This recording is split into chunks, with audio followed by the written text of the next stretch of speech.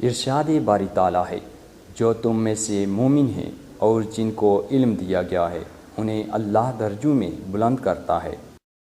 हदीसी रसूलुल्लाह सल्लल्लाहु अलैहि वसल्लम। इल्म हासिल करना हर मुसलमान पर फ़र्ज़ है। महद से लहद तक इल्म हासिल करो, यानी माँ की गोद से कब्र तक इल्म हासिल करो। मौला इमाम अली अलैहिस्सलाम फरमाते हैं, बेशक इल्म रहनुमाई करता है, हिदायत करता है और निजात देता है। जैसे जैसे इंसान का इल्म ज़्यादा होता है, इसका अदब बढ़ जाता है। इल्म के ज़रिए हिकमत को पहचाना जाता है।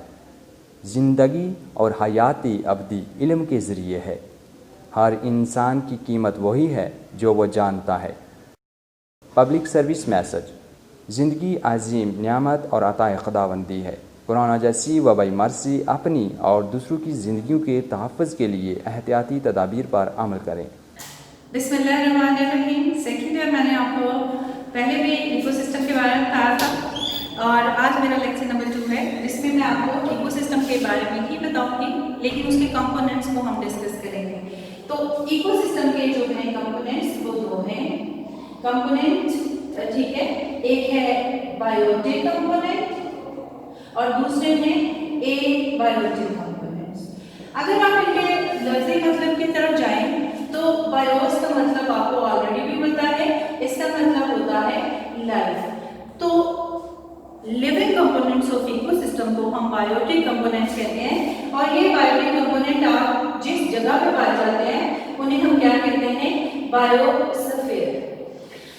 आमतौर पे जो लाइफ अर्थ पे पाई जाती है वो जहाँ जहाँ एग्जिस्ट करती है। चूंकि स्फीयर का मतलब होता है प्लेस, चूंकि अर्थ राउंडेड है, ऑलमोस्ट वैसे तो एलिप्टिकल होती है, लेकिन हम राउंडेड के लिए टर्म इस्तेमाल कर रहे हैं कि बायोस्फीयर लाइफ जहाँ जहाँ अर्थ पे एग्जिस्ट करती है। एक्चुअली अर्थ को 4 पार्ट्स में डिवाइड किया जाता है, जिनमें एक जो है वो बायोस्फीयर है। तो जहाँ जहाँ अर्थ पे लाइफ एग्जिस्ट करती है उसे हम बायोस्फीयर कहते हैं और ये 8 से 10 किलोमीटर एटमॉस्फेयर में और नीचे जो है वो ओशन की डेप्थ तक चली जाती है। इसमें आमतौर पे वो आप सारे जानदार जो कि लिविंग है, पौधे हैं, जानवर, सारे इसके अंदर बायोटिक कंपोनेंट्स में आ जाते हैं।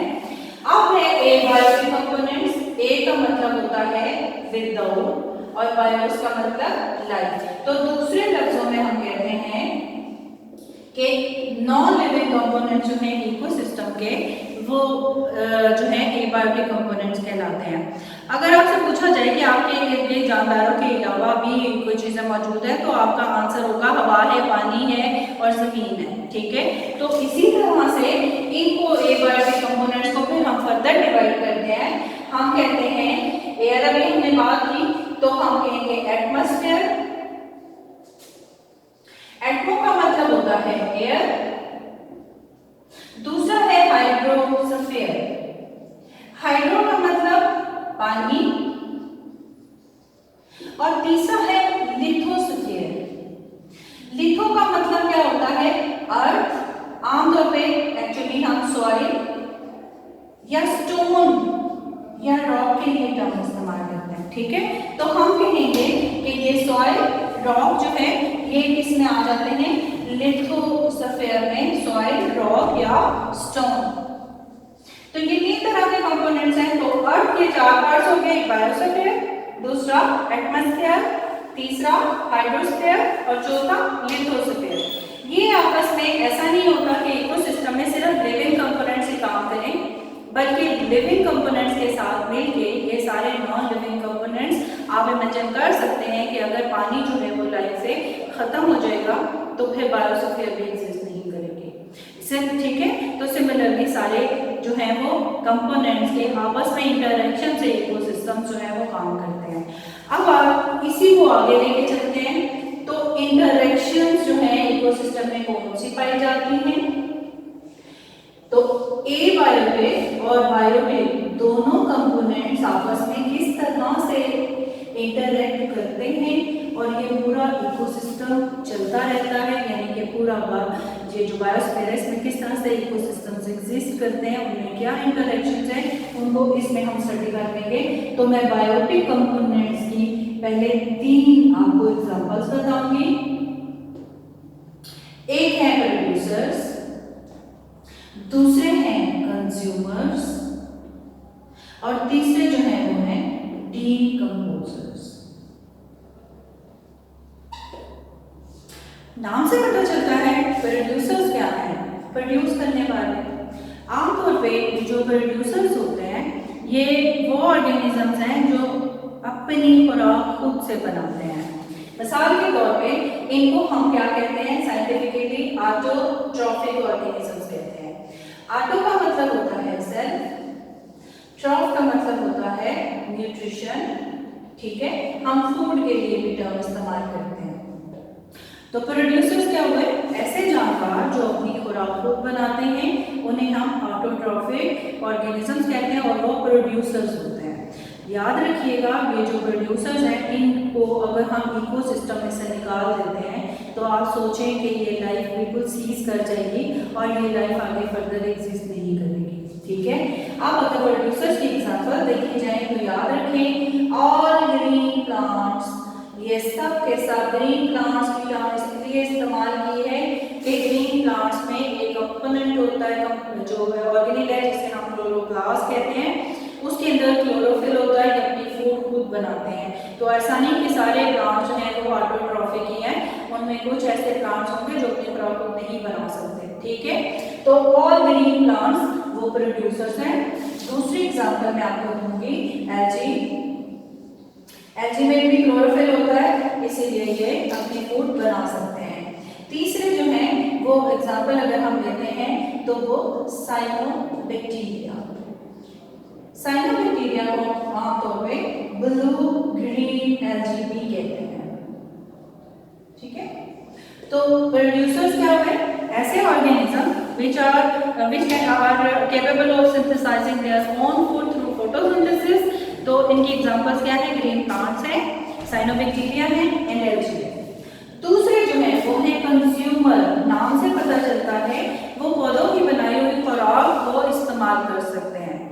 ये आमतौर पे इनडायरेक्टली या डायरेक्टली पौधों के ऊपर डिपेंड करते हैं अपनी फूड को हासिल करने के लिए, क्योंकि ये जो प्रोड्यूसर्स होते हैं ये सनलाइट से एनर्जी ले लेते हैं। अब आप देखिए इन्होंने एनर्जी एक्सप्लेन की, इन्होंने ट्रांसफर की है किसको, कंज्यूमर्स को।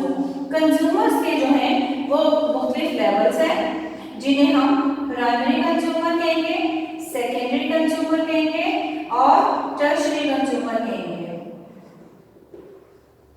ये इस वक्त मैंने इसलिए आपको बताया कि आपको इसके बारे में अगले टॉपिक्स में जब आप पढ़ेंगे फूड की इंटरैक्शंस को, फूड चेन और फूड वेब, उसमें आपको समझ आएगी कि कंज्यूमर्स के बारे में जानना आपके लिए कितना जरूरी था, क्योंकि इन्हीं की इंटरैक्शंस कॉम्प्लेक्स हो जाती हैं। तो प्राइमरी कंज्यूमर डायरेक्टली प्लांट के ऊपर फीड करेंगे, सेकेंडरी कंज्यूमर इनके ऊपर फीड करेंगे और टर्शियरी कंज्यूमर इनके ऊपर फीड करेंगे।